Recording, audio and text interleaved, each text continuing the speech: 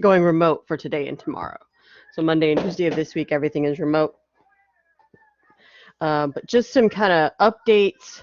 I posted the weekly update already on Blackboard, but I'm going to pull it up here for you and share it.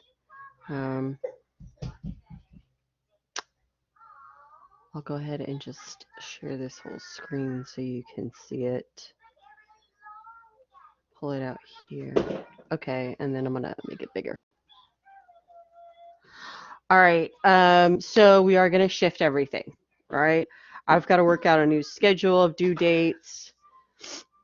Okay, Miss Scott, thank you.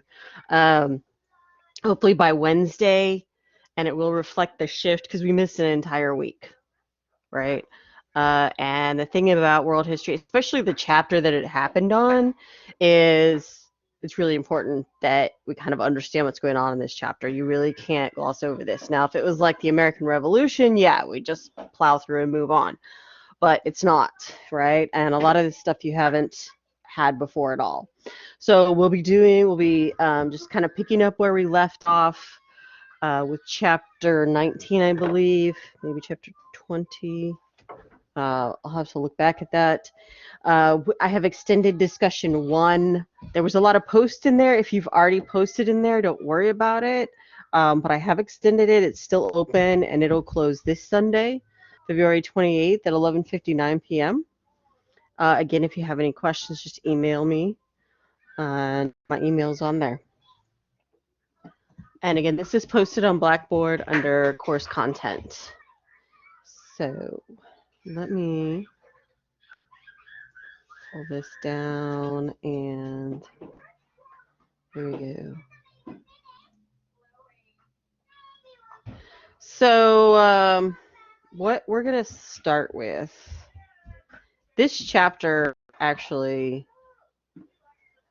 covers 3 major land empires, and that is the Ottoman Empire, the Persian Empire, or it was the Persian Empire. It consists of Iran, the Safavid Empire, I'm sorry, and Russia. Okay, so it's kind of important that we understand the basics of Islam, seeing as how the Ottomans and the Safavids are Muslim. Okay, and there's a lot of misinformation out there about that.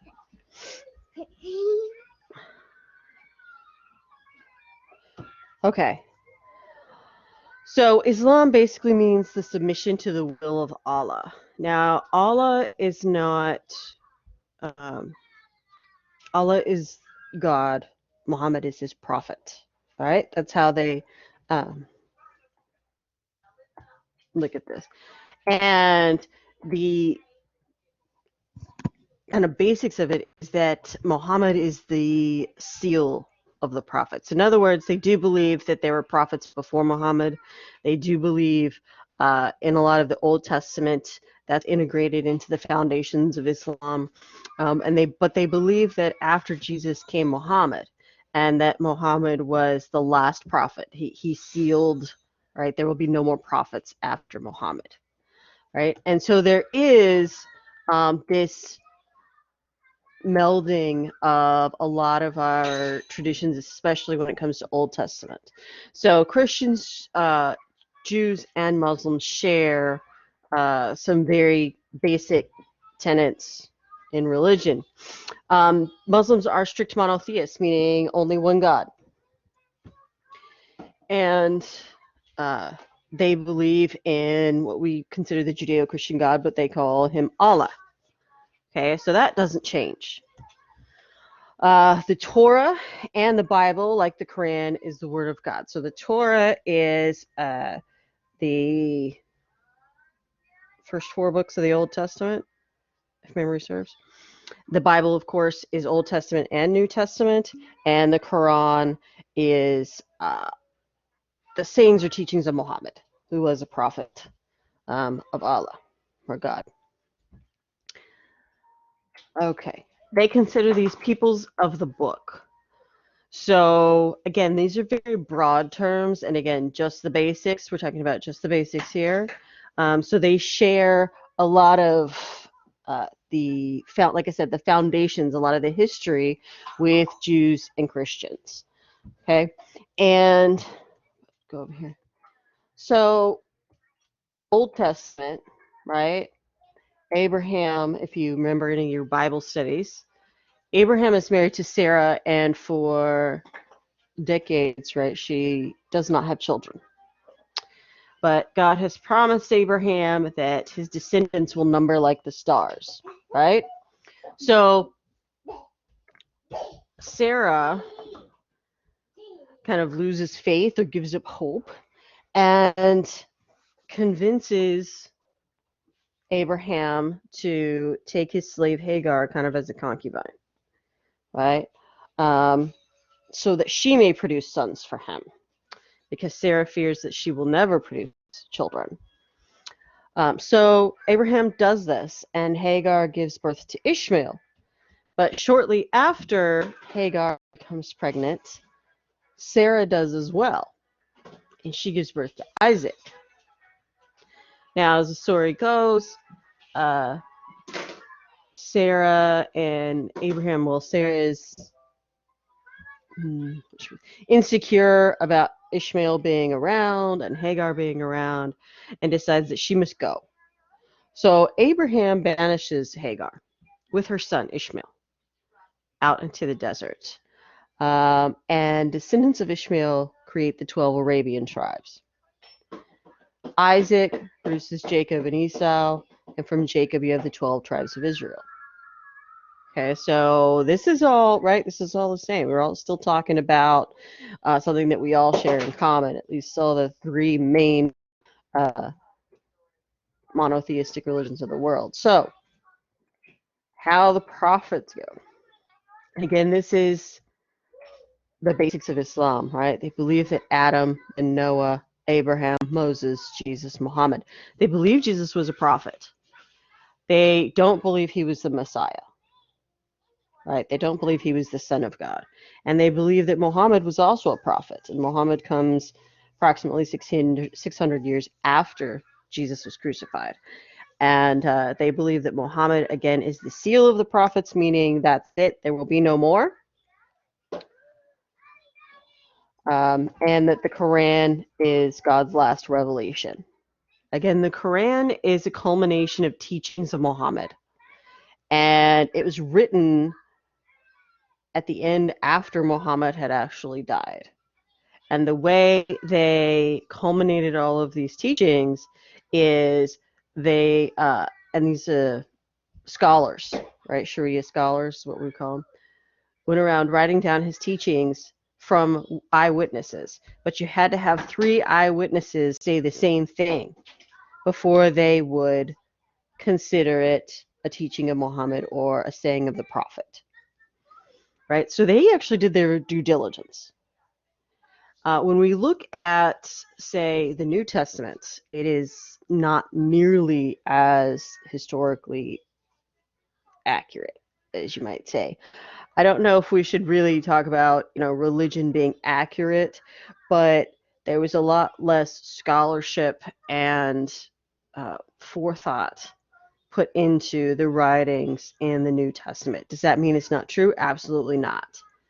Okay, but it also means that we're writing these and culminating them into the books of the New Testament 200-300 years after the people who wrote the book are dead and they've been edited, right? So from a scholarship standpoint, that's a little risky, right? Okay, so Muhammad is a Bedouin trader, right? He lives in the desert. He lives in Arabia, the Arabian Peninsula, which is now Saudi Arabia. He received his first revelation from the angel Gabriel in a cave of Hira in 610. So their calendar starts later than the accepted Judeo-Christian calendar, right? God came to him through Gabriel and said, I'm going to give you these revelations. You need to write them down. You need to gain a following, right? And these will be the last revelations. You will be the seal of the prophets. You will be the last prophet. And if we look at the tenets of the Quran versus Judaism or Christianity, they're very, very, very similar, right? In 622 is when the first Hijra takes place. Muhammad flees Mecca for Medina. And this is the beginning of the Muslim calendar, year 1 AH, after Hijra. Now, why would he flee Mecca for Medina? So Mecca is where Muhammad is, and he is living with his wife, and his wife is his first convert, and he begins to gain a following. But there are several large business families that are wealthy businessmen that are operating in Mecca, and these teachings tend to interfere with that, such as, don't charge exorbitant interest, you need to take care of widows and orphans, and that doesn't jive with the ruling families of the area, right? And he gains enough of a following that they become very insecure about this. And they actually hunt him down. They are after him to get rid of him and his ideas and have everything returned to the status quo. So he flees Mecca for Medina, which is another large city in the Arabian Peninsula. He and his followers.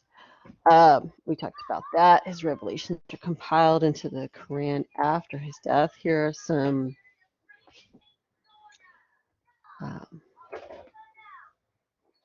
pictures, and these written in Arabic. All right, so the main tenets, the 5 pillars of Islam are, again, principles in which you are to live by, right, as a Muslim. So the first is the declaration of faith, or the testimony. There is no God worthy of worship except God, and Muhammad is his messenger or prophet. And they call this the Shahada. All right, that's the first pillar. Pillar number 2, mandatory prayers 5 times a day in the direction of Mecca. Right? You need to wash before praying. Use a prayer rug. And there are the 5 times. So you need to pray. You need to declare your faith. You need to pray. There you go. And this is the call to prayer. And it is performed by the muezzin in the minaret. And the minarets are the tall towers, right? There's kind of skinny towers that are on the 4 pillars right outside of the mosque. Friday is their holy day. So on Friday, you need to go to the mosque and pray. And again, you can see that they aren't wearing shoes. Need to be clean. Okay. So declare your faith, pray 5 times a day, and give to charity. Right? All things belong to God anyway. Purification, growth, make charitable donations. The recommendation is about 2.5% of your income. So it's a little less than the 10% that Judaism and Christianity profess. All right, so declare your faith, pray, charity, fast during the holy month of Ramadan. Okay, and the fasting is as I'm sure you know, all over the Old Testament, right? Fast on feast days. You fast to purify yourself. Lent, you deprive yourselves of something. Some people actually fast for the entire 40 days of Lent, but that's pretty hardcore. And of course, we're in Lent right now, right? Started with Ash Wednesday, which was last Wednesday. And that's the origins of Mardi Gras. Right? Mardi Gras is typically an American thing, but Fat Tuesday is on Tuesday, and that is basically where you party it up, right? Because you're about to enter Lent on Ash Wednesday, where you go and purify yourself and absolve yourself of your sins, go to confession, and then, up until Easter is Lent. So Fat Tuesday is the big party before you're about to rein it all in for 40 days. And it's a very American thing. They don't actually do that in Europe. In Brazil, you have Carnival, right? So these are kind of American introductions to that. Now, for Muslims, they have the month of Ramadan. And it changes. Like I said, their calendar is based on years after the Hijrah, right? His initial fleeing from Mecca to Medina. So their months, it's like the 10th month of the year or something. I can't exactly remember which month they do it in, but it changes. So it's not the same every year. And practicing Muslims do fasts the entire during the holy month of Ramadan. Basically, it just means you can't eat or drink during the day. So from sunrise to sunset, you are not to eat or drink during Ramadan. Water is allowed, and in some cases, broth. Now, usually you'll see, at least friends of mine that I know that do this, they wake up really early, 5 o'clock in the morning, eat a big breakfast, right? And then they have a big meal after the sun goes down. It is particularly difficult in the summer when Ramadan lands in those hot summer months, especially in the Middle East, right, where you have the largest congregation of Muslims. Because, in Saudi Arabia, it's 120 degrees outside. And in the summer, the days are really long, right? So it does become really difficult in those days. It's better if it's in the fall or the spring, right? But they do adhere to this. And then Eid is the end of Ramadan. So on the night of Eid day, the last day, you gather with your family and you have, a huge feast because everybody can eat again. So Eid Mubarak is the end of the Ramadan holiday. Right. The Hajj, so you've got declare your faith, pray, give to charity, fasting, and the Hajj, which is the pilgrimage. Pilgrimage to Mecca. It's at least once in a Muslim's lifetime. That's the goal, to do it at least once. And 2 to 3 million Muslims make this pilgrimage every year. It has actually grown exponentially since that. Since the time that I created this PowerPoint, it is humongous, right? And that's just kind of what you're seeing there is when they circle around the rock. It is typically it takes you 7 days. And it's this huge event, the Hajj. It costs money, it's a lot of planning, and Mecca is inundated with millions of people. And they described it, there's a month in which you do it, right? You do the Hajj within this certain month. And they said it's like having the Super Bowl every day for 30 days, right? And the entire,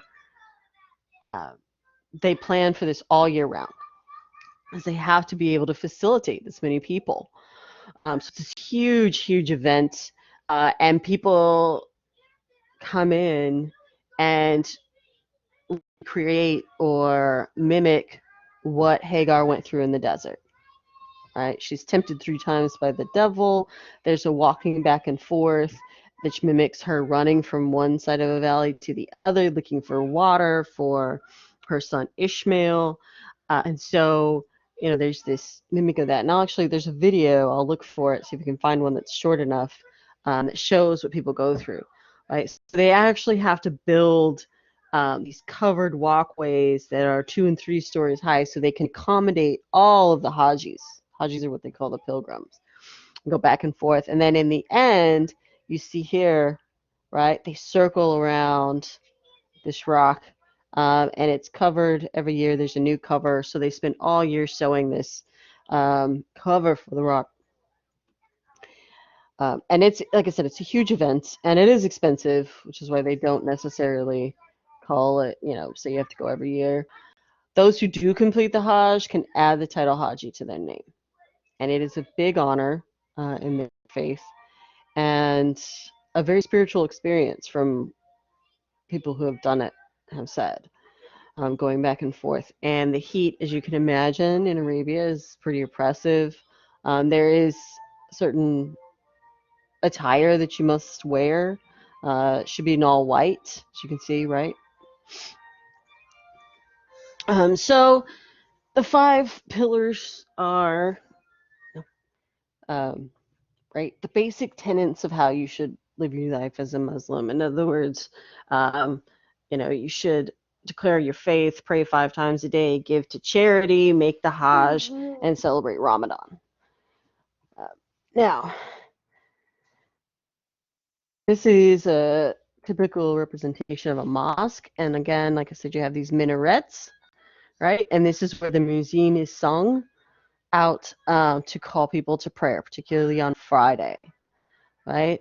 And then you have the different areas within the mosque. Now, this is where things start to get contentious between all the religions, right? So this is the Dome of the Rock in Jerusalem, or called Mount Moriah Rock, where Muhammad ascended into heaven. This is what they believe, where he ascended into heaven in Jerusalem. However, this very church is also where Christianity buried its first pope, St. Peter, right? Or, yeah, he didn't become pope, but they created popes in that name afterwards.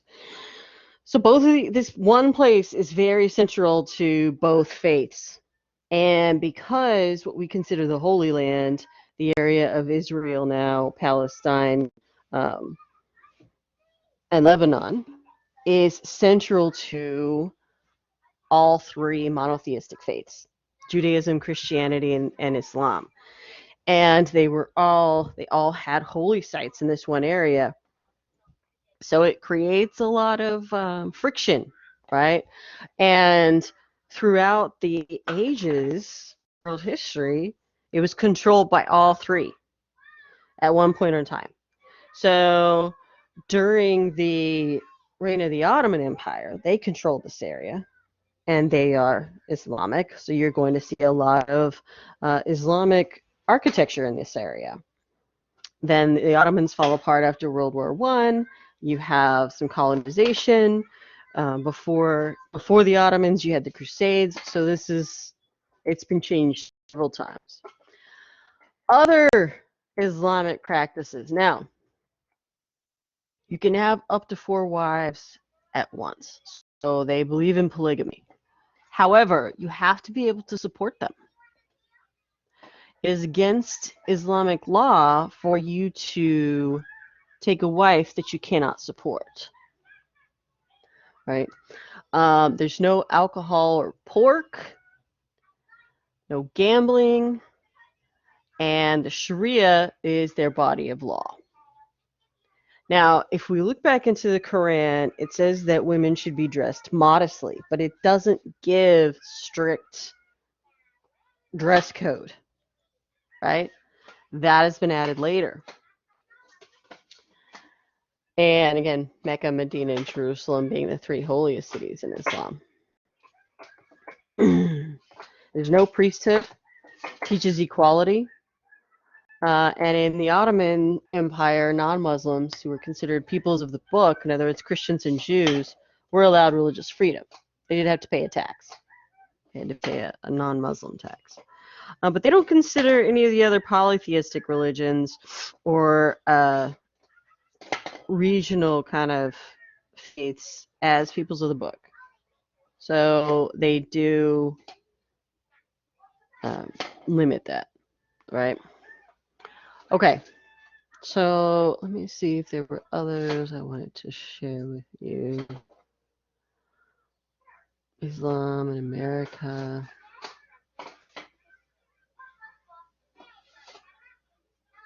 Okay, we don't need to know that. All right, I'm sorry. Let me bring up. Give me a second.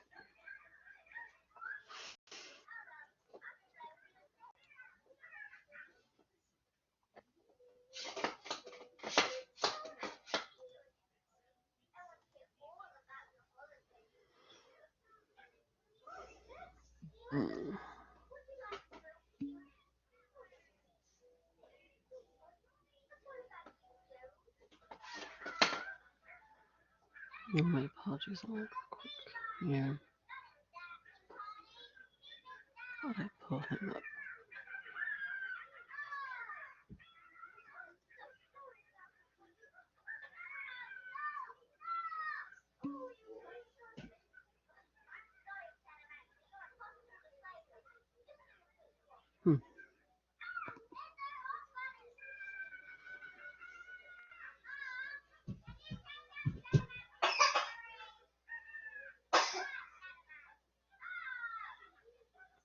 Sorry, I gotta find this real quick. I had it all ready to go last week, of course.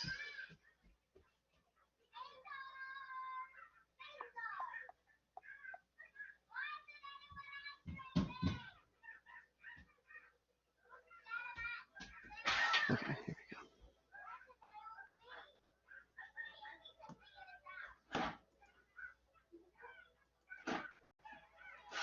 we go. Okay.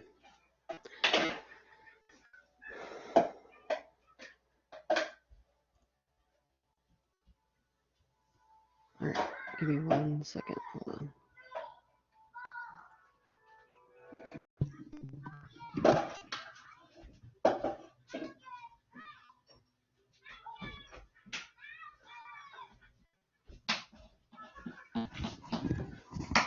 Okay, so here we go. All right, so the Ottoman Empire starts, long before we're going to start discussing. I mean, long before our time period. But this guy here is Osman the First, and the Ottomans are a culmination of several Islamic states that came together. Okay, and the Ottomans were largely what we consider Turkish, or from Ataturk. Osman the First, they pronounced it Othman, rules from 1299 to 1326, and this is the name, the foundation of the empire. Right? It's why we call them the Ottomans. And you can see the golden age of the Ottomans is actually right around 1500, right? So the Ottoman Turks in 1300 start with the dark, right? Oh no, I'm sorry, those are acquisitions. Start here. And then they continue to expand out. The red, right? And then we have the yellow, 1359 to 1451. 1451 to 81 is in the blue. That's under Mehmed II, or Mehmed the Great. Selim the First adds everything in green. Suleiman the First the Magnificent adds the brown. And then, as you can see, everything inside the red line is what the Ottoman Empire controls by 1699, right? So they are a very large empire. Here's how they break things down, right? You have a sultan, like a king, right? And especially during the Middle Ages, these are warriors, warrior sultans. And then they have divans, or viziers, right? You have your social and your military divans, and then your heads of religious millets, right? So under the Ottoman Empire, you have a population of Christians and Jews. And so they also have a millet, somebody who is part of the bureaucracy and ruling in the Ottoman Empire. Now, Mehmed II, also known as Mehmed the Conqueror, is a very ambitious individual. And if you look there, he has 2 years, right? 2 different sections of reign, from 1444 to 1445, and then from 1451 to 1481. Mehmed II is actually, he's like a second son, right? He was born second to his, and also to a different wife, not to the first wife of his father. So that kind of puts him down the ring of succession. However, as happens many times, the eldest son dies. And Mehmed is being trained, right, to become sultan. And in 1444, his dad decides he wants to retire. And Mehmed is like 17, right? 16, 17. So they bring him in, and he has these huge ambitions. And the main one is he wants to conquer Constantinople. Okay, Constantinople is the capital of the Eastern Roman Empire. It's what's left of the Byzantine Empire. It is controlled, by Romans, essentially, the Eastern Roman Empire. They are Eastern Orthodox Christian, and Constantinople is a prize. It's a prize because of where it is located, right? It is the entree into the Caspian and Black Sea. It is a huge trading port between East and West. It is the city that lies on the line between Western Europe and the East, right? So everything, the Silk Road, everything comes through there. And it has not been able, it has these huge walls that surround Constantinople, and it has been attacked something like 23 times and never been taken. Well, Mehmed decides it's time for that to end, and he wants to acquire Constantinople. So as soon as his dad decides, we'll give him a chance, I'm going to retire, he starts ordering people around that this is what we're going to do. But they don't have the resources yet, and the Grand Vizier is the second most powerful man in the country. And Grand Viziers have been notoriously cunning, and they will make problems for sultans, and people will follow Grand Viziers as much as they'll follow a sultan. So the Grand Vizier talks to dad and says, look, this ain't going to fly. Your son's too young and too rash, and he's going to get us all killed. So dad comes back after a year, hence that 1 year rule, and says you need more time, takes back over, and then in 6 years he dies. Dad dies. So Mehmed II takes over again, and he does begin plans to attack Constantinople. It takes 31 days. He does extraordinary things in the process, which we'll talk about in a little bit, but he manages to take the city. And that's why they call him the conqueror, right? Not only because he took Constantinople, he renames it Istanbul, right? You can see here. It is the entrance from the Mediterranean into the Black Sea, which opens up all of these ports, right, for trade into the Mediterranean. And then, of course, he goes on to expand out there, which we saw on the previous map. Istanbul, right, as you can see here, or Constantinople before they had it, is very strategic. That's why it had been attacked something like 23 times. So Mehmed does things like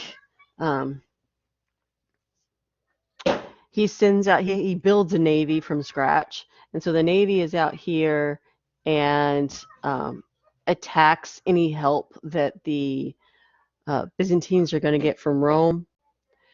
But he's unable to catch these ships, right? He has a very different type of ship. So he's unable to catch the Venetian ships, and they sail off back home. They don't come to help.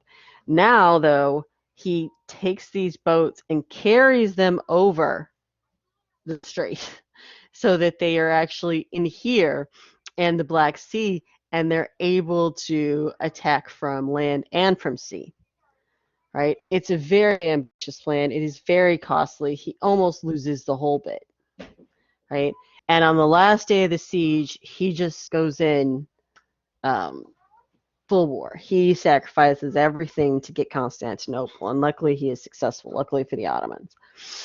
He has these huge cannons built that are supposed to kind of bulldoze these walls or make huge holes in the walls.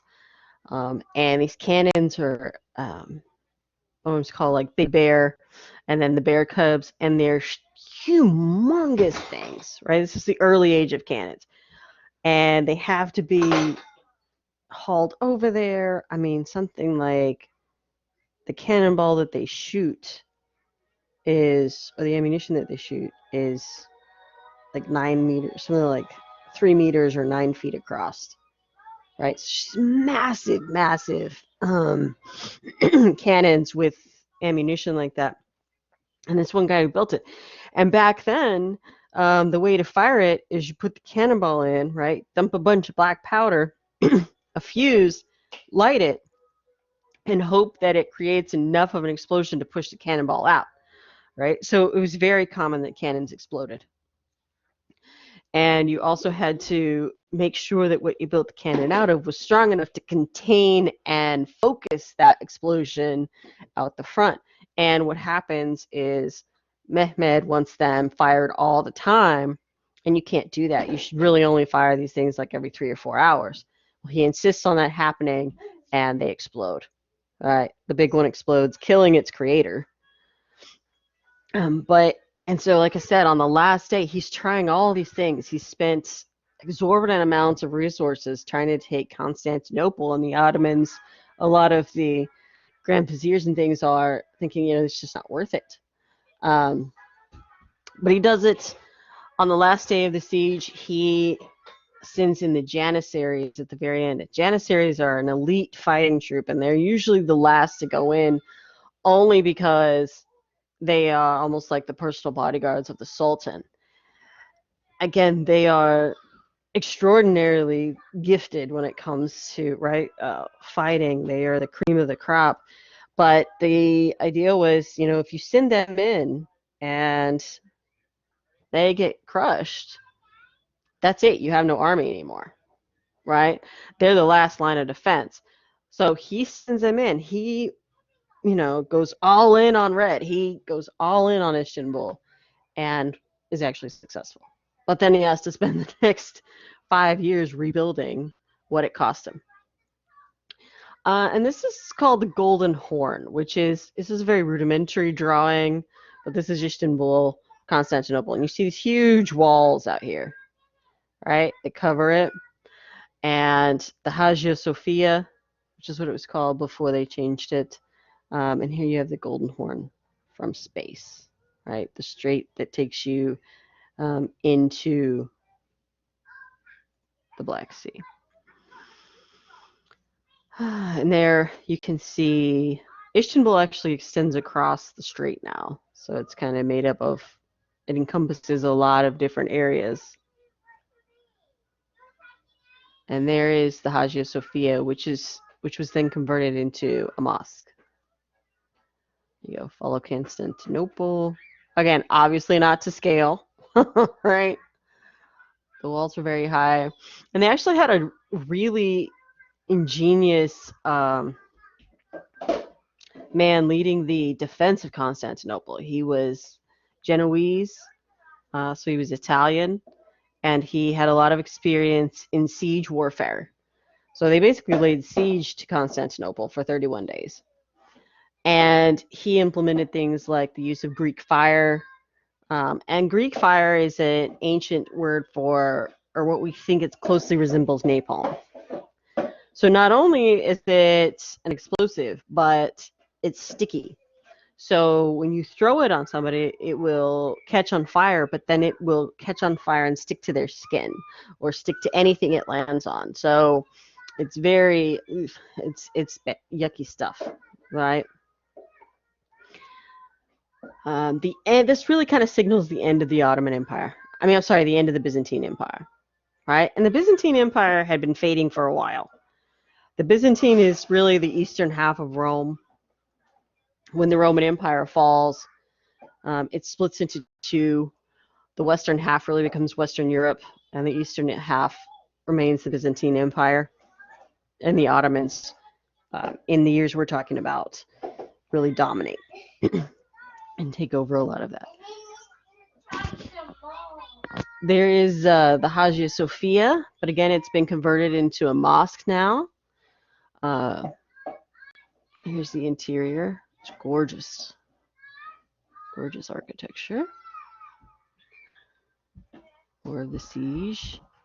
All right, so the way the Ottomans work is that it doesn't necessarily always have to be hereditary, right? And in the beginning, what made the Ottoman Empire so strong was that it wasn't hereditary, passing the lineage from sultan to sultan. That changes in the later years, and that's when things kind of go downhill. They have issues with bad sultans, right? And when it's not necessarily hereditary, it's kind of like the best man wins. The best sultan is who's in power, and if you become a bad sultan, you're removed from power, right? However, it becomes hereditary later on, and sultans become largely ornamental, and that's kind of part of why the Ottoman Empire dies out. But Selim I, or Selim the Grim, from 1512 to 1520, he's pretty intolerant. That's why they call him that. Builds the Faith Mosque. And then succeeded by Suleiman the Magnificent. And certainly has magnificent headgear, right? Magnificent hats. But he's actually an amazing ruler. And he does great things for the Ottomans. He does a lot of reforms. He keeps the empire afloat, really, and not only expands, but religious tolerance, a lot of reforms within the bureaucracy to eliminate corruption and things of that nature, particularly with the Janissary Corps. And the Janissaries start out as Christian captives, and so they're strangers. They are not usually part of the Ottoman Empire, and they are children, usually taken as children, and their allegiance is to the Sultan only. And the reason they take, say, Christians or people from outside the empire to create this Janissary Corps is so that they have no previous allegiance. They will not cause or disrupt problems within the bureaucracy of the empire. All right, and unfortunately, that changes and it becomes more corrupt. So you see, page of the Quran, beautiful mosque, interior.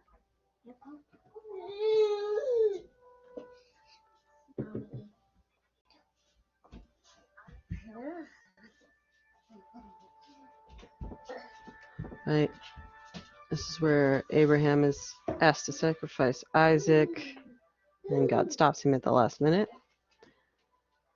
Right.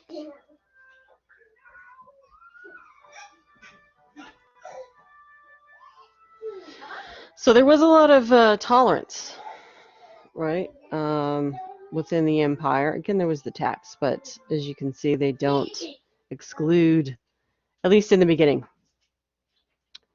right? And they promote science and learning.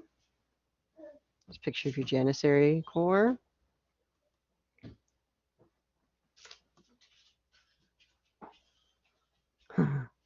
Shows you the difference between Christian and Muslim. There you go. There's another example of the Ottoman Empire. Okay, so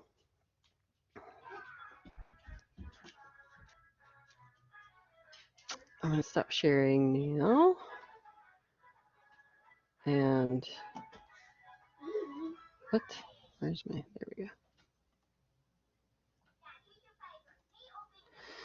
Do you guys? What questions do you have for me? Look up the weekly update that I posted, and I will work on trying to get you a new schedule out by Wednesday.